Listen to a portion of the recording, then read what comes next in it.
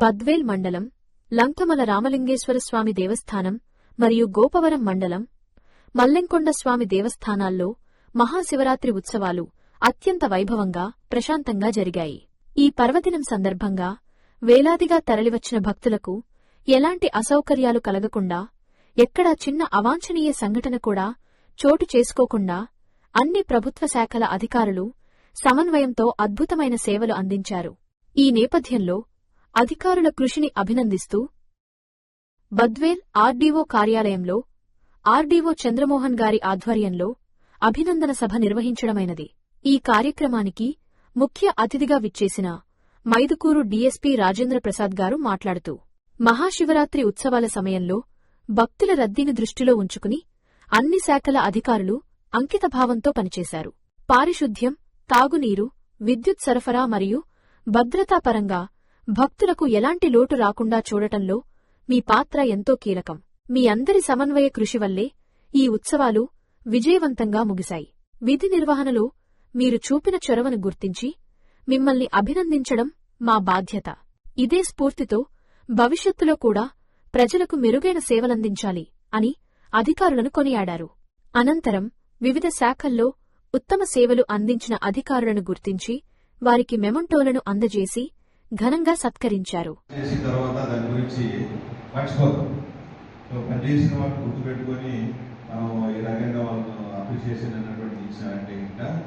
వచ్చేసరి ఇంకా ఉత్సాహంగా చేయడానికి కూడా అవకాశం ఉంటుంది అన్నటువంటిది ఇది ఒక రకంగా వాళ్ళకు ఏమంటారు, మంచి ఆక్సిజన్ ఫుల్గా ఇచ్చినట్టు అనమాట, బూస్ట్ ఇచ్చినట్టు.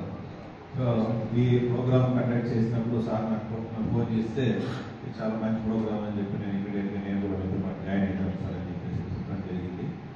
సో ఇక్కడికి వచ్చినటువంటి ప్రతి ఒక్క డిపార్ట్మెంట్స్కి, తర్వాత మన మీడియా మిత్రులకు, తర్వాత మన స్టాఫ్, తర్వాత ఫారెస్ట్, ఆర్టీసీ డిఎం గారికి, టెంపుల్ చైర్మన్స్కు, ఈఓస్కి అందరికీ కూడా అన్ని డిపార్ట్మెంట్లు కూడా నేను పేరు పేరున నమస్కారం తెలియజేస్తున్నాను. మనం ముఖ్యంగా నేను లాస్ట్ ఇయర్ కూడా దీన్ని అబ్జర్వ్ చేసినాను కాబట్టి సార్ నేను ఇద్దరం కూడా లాస్ట్ ఇయర్ అబ్జర్వ్ చేసినాము. అందులో భాగంగా ఈసారి కొద్దిగా చాలా వరకు మనకి మల్లెంకొండ దగ్గర ఉన్నటువంటి దాన్ని మనం బాగా మెరుగుపరచగలిగాము. రోడ్ విషయంలో కానీ, లేకపోతే అక్కడ ఉన్నటువంటి పార్కింగ్ విషయంలో కానీ అది ముందు జాగ్రత్త చేయగలం జరిగింది. ఇంకా లంకమల దగ్గరికి వచ్చేస్తే అది మన చేతుల్లో లేదు, అంత ఫారెస్ట్ వారి చేతుల్లో ఉంది. సో అయినా కూడా చాలా వరకు మనకి ఈసారి బాగా కోఆపరేట్ చేశారు. నయం గారు ఎక్సలెంట్. నిజంగా వాళ్ళ స్టాఫ్, నిజంగా వాళ్ళ స్టాఫ్ చాలా అప్రిషియేషన్ చేయాలి. వాళ్ళ స్టాఫ్ అందరూ కూడా మాకు కాదులే అని చెప్పేసి అనుకోకుండా ట్రాఫిక్ క్లియరెన్స్ ఉన్నారు వాళ్ళందరూ కూడా. నేను ఏ డ్రెస్ చేసుకుని నేను యాక్చువల్గా కరెక్ట్గా ట్రాఫిక్ జామ్ ఏంటంటే నేను కూడా ఒకసారి అట్లా దర్శనం అంటే మళ్ళీ కూడా పేరు వచ్చాము. సో అక్కడంతా బాగా జరిగిపోతుంది, సరే ఇప్పుడు కూడా చూద్దామని చెప్పి వస్తే కరెక్ట్గా అదే టైంకి బాగా ట్రాఫిక్ ఫుల్గా జామ్ అయింది. ఇంకో మీకు అందరికీ తెలియని విషయము నేను గమనించినటువంటిది, మన ఆర్టీఓ సారు కట్టబడుకున్నాడు ట్రాఫిక్ క్లియర్ చేయడానికి. ఏం సార్ మీరు కట్టబడుకున్నారని చెప్పేసి అంటే ప్రతి ఒక్కరు కూడా మేము ఆఫీసర్స్ లేకపోతే ఇంకోటో అన్నటువంటిది లేకుండా, అంటే ఇది మా బాధ్యత కాదు, ఓన్లీ పోలీస్ మాత్రమే ట్రాఫిక్ క్లియర్ చేయాలి అన్నటువంటిది లేకుండా అక్కడ పనిచేసినటువంటి రెవెన్యూ, ఫారెస్ట్ ప్రతి ఒక్కరు కూడా అందరూ తమ శక్తి కొద్ది ఈ పండుగ వాతావరణాన్ని, పండుగను, ఈ ఉత్సవాన్ని సక్సెస్ చేయడానికి ప్రయత్నం చేసినారు.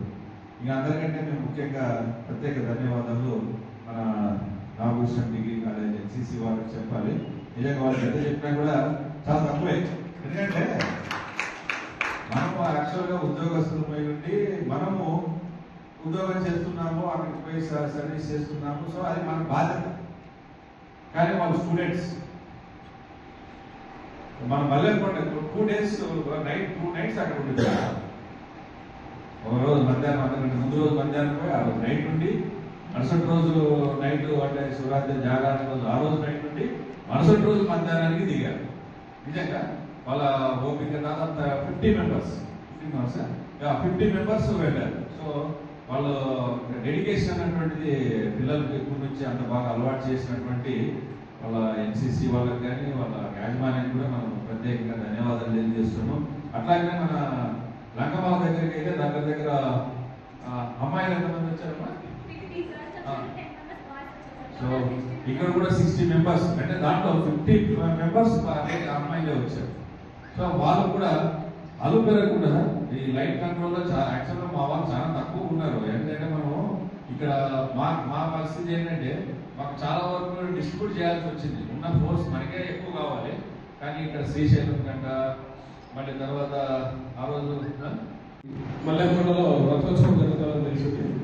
ఆ రథోత్సవం బాగా స్వేచ్ఛగా ఫ్రీగా భక్తులందరికీ కన్నుల విధంగా జరిపించాలని మా వైపు నుంచి మేము చర్యలు తీసుకోవడం జరిగింది సార్.